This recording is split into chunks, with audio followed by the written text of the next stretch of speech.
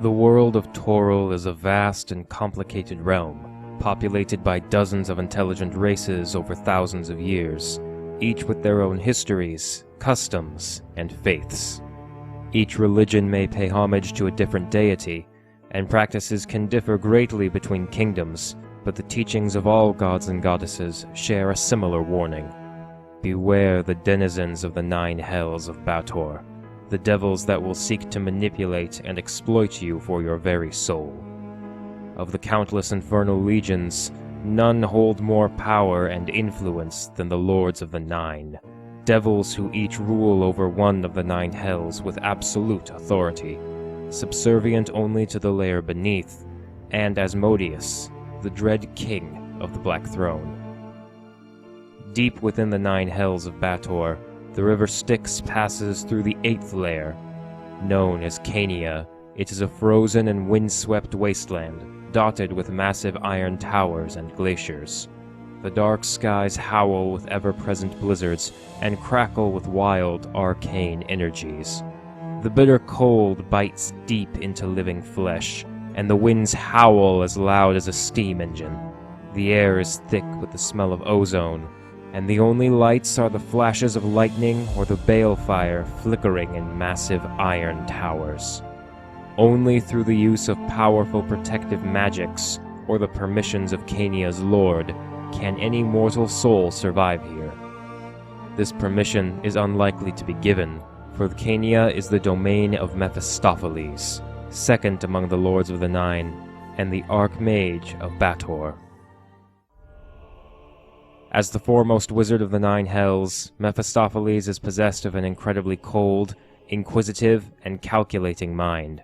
No visitors or interruptions does he suffer, not even from archdevils or other lords of the 9. The only beings allowed to converse with him are those he addresses directly, with given permission to speak after being spoken to. His pride is the only thing that can eclipse his intellect.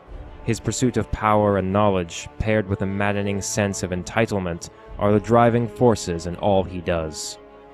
He is a devil of both infinite and fleeting patience. He will spend decades at a time locked away in a single room or laboratory, fully engaged in his arcane experiments. At the same time, Mephistopheles has disintegrated scores of his own minions with a snap of his fingers, for the most minor of transgressions. Sometimes, he carries out these executions prematurely, his sole reasoning being a suspicion that his servants were about to annoy him. Indeed, Mephistopheles hardly ever concerns himself with matters beyond his assigned duties and his own fascination with magic. To remark on his duties, the Grand Wizard of Bator has only one major responsibility. As the Lord of Cania, his realm is the last line of defense between the forces of the Abyss and the Black Throne. Mephistopheles has been ordered by Asmodeus to ensure that no invading force could ever make it past the borders of Cania. When he is not observing his duty, Mephistopheles locks himself away into his passions of knowledge and magical secrets. To ensure his duty as Lord of the 8th Hell are being met, and in turn avoid the watchful gaze of his master, Mephistopheles has molded Cania into a fortress and laboratory all in one. The realm is kept largely open and desolate, where Mephistopheles and his devotees can conduct their studies and unleash gouts of wild arcane energies without fear of destroying anything important. All throughout the frigid realm, the sounds of powerful magic items, new and unstable spells, and other far more sinister innovations can be heard. Though it may seem disorderly, every devil in Cania has a specific time and place for their experiments. While many would wish to shirk their other duties in favor of these experiments, they seldom do. Such an act would not be considered a betrayal in itself, but getting caught would show a lack of forethought and planning, something for which Mephistopheles finds as a sign of unworthiness. The punishment for being caught is to become the subject of another devil's horrible experiments. The torrents of powerful magics that batter Cania's ice fields serve a dual purpose. Not only does it further Mephistopheles' own knowledge and plans, it also turns the majority of his realm into a mystical minefield, through which any large invading army would be blasted into smithereens from a constant barrage of spells. The experimenters that inhabit the Eighth Hell are commanded to be ever vigilant, for there are more spies in Cania than in any other layer of Hell, all servants of the other infernal lords seeking to glean information from the followers of Mephistopheles. Not all within Cania are devils under the sway of Mephistopheles. Some are living souls who seek a place where they can pursue magical research without being bound by mortal law and morality. Such famous faces include the Grand Wizard Mordenkainen, who claims to have invented nearly a dozen new spells within the bitter cold of Cania. As with all devils, Mephistopheles is tasked with a quota of souls to fill. He must find, entrance, and lure mortal souls into his lair of hell to continuously feed the infernal machine. His quota is exceedingly low for a devil lord, but his standards are the highest of all. He harvests only those that possess great knowledge or immense arcane power. Both Mephistopheles and his servants specialize in luring wizards, sorcerers, and sages into making a pact. He entices such souls by playing at their specific weaknesses of curiosity and ambition, promising the mortal wizards and sorcerers ascension to the greatest heights of magical theory and arcane power. Only when it is too late is the price of such a pact revealed, and the true nature of Mephistopheles comes to light. Those who strike a deal with the Lord of Cania arrive in ice wastes when they die, all senses of individuality being slowly stripped away from their soul through countless centuries of routine work, tedious study, complete isolation, and harrowing punishments. The only way out of this never-ending circle of monotony is to become an arcanist of Cania, a type of nobility in Mephistopheles' court. The arcanists are hand-picked by Mephistopheles himself and lead a life of relative independence, provided they still do whatever their lord tells them to do. Though all of them would vie for the throne, they all know better than to show any sign of discontentment, for the title of arcanist can be taken away as frivolously as it is given. Further review of these contracts reveals cleverly worded clauses that grant Mephistopheles the privilege to annihilate any of his arcanists with a single word. Hundreds of the most accomplished wizards of the mortal world now toil endlessly in Cania, alone with their books, their tools, and their regrets. Despite appearing as a desolate wasteland, Cania holds as many secrets as its infernal master. Libraries, laboratories, and storehouses of arcane knowledge are scattered across the expanse of the realm. Officially, this is for the protection of the knowledge, so that no single disastrous experiment can destroy all of it at once. In reality, the scattering of knowledge is due to Mephistopheles' own obsessive personality. He finds even the tiniest of trivialities of any tidbit of lore to be fascinating, leading him to compartmentalize every detail and obsessively study them to a near maddening degree.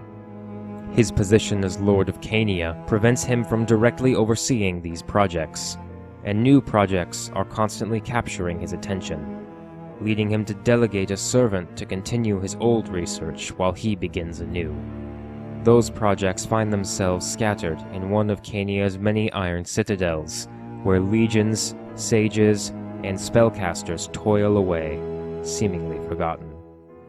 Any that happen to come across interesting or useful results do not send word to Mephistopheles, for this could distract him from his current obsession and incur his wrath. Instead, they wait patiently for the day that their lord's attention returns to them. There are dozens of such citadels that have been waiting for centuries for their lord's eye to fall upon them once more. In my experience, there are few problems that cannot be solved by the application of overwhelming arcane firepower. Mephistopheles is said to be the most powerful of the Dukes of Bator. Second only to Asmodeus, he stands 9 feet tall with red ruby skin, immense bat-like wings, long black horns of a ram, thick black hair, and dead, pale white eyes that lack any color or pupil. Mephistopheles will rarely don a more human form, preferring to keep his infernal heritage on proud display. His body is impervious to both cold and flame, due to his home in Cania and his mastery of hellfire. So great is his control over the infernal flame that he must constantly suppress it, lest the Devil Lord be swallowed by a cloak of unholy fire at all times.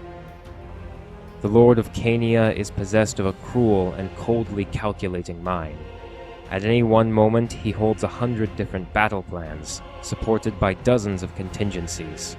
Rare are the moments that take the Archmage of Bator by surprise, and the same trick rarely works on him twice.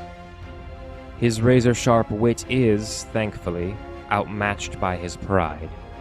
When faced in combat, he wears no armor and makes no effort to seek shelter, instead declaring his presence with a display of hellfire, letting his enemies know who exactly they are facing. He carries only 2 weapons into battle. The first is a magical 3-pronged pitchfork. Each spear tip of the fork can unleash a blast of magical fire, frost, or lightning. The second item is an arcanium spellbook. None but Mephistopheles have beheld its contents, but it is rumored to have recorded every spell to have ever been cast. For magic is the truest power possessed by Mephistopheles. He can unleash torrents of arcane energies to annihilate foes. He favors the school of evocation, and shows fleeting interest in the schools of enchantment and illusion. To him, manipulating and tricking your foes is a waste of time. If one does not bow, and has the audacity to attack him, then they are to be obliterated without a second thought.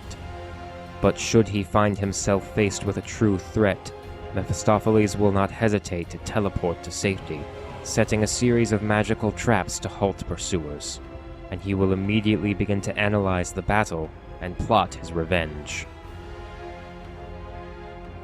Mephistopheles has surprisingly few enemies for a Lord of the Nine. He is so removed from the petty affairs of the other lords that they often do not take notice of him. Instead, Mephistopheles has found grander ambitions to concern himself with. His own master and king of the 9 helves, Asmodeus. Pride is what drives his hatred. Mephistopheles can never be content knowing that despite all his power and knowledge, he is still only second best. Asmodeus has always been more powerful, a fact that eats away at the Arch-Wizard of Bator. But Mephistopheles is cunning, and knows that one day the Black Throne will be his, and it will be Asmodeus who bows before him. Hey everyone! I want to thank you all for watching and sticking with this channel and making it what it is today. I started this channel 1 year ago in October of 2021, and it's come so much farther than I ever could have imagined. It was just a little passion project that I was doing to get my obsession of D&D out on the weeks and months that I couldn't play with my groups anymore, and it's been a lot of fun. I plan to keep making more and more videos in the future, and it couldn't happen without all of you, so thank you. Check out my social media if you want to stay up to date, and thanks again for watching. I'll see you on the next one.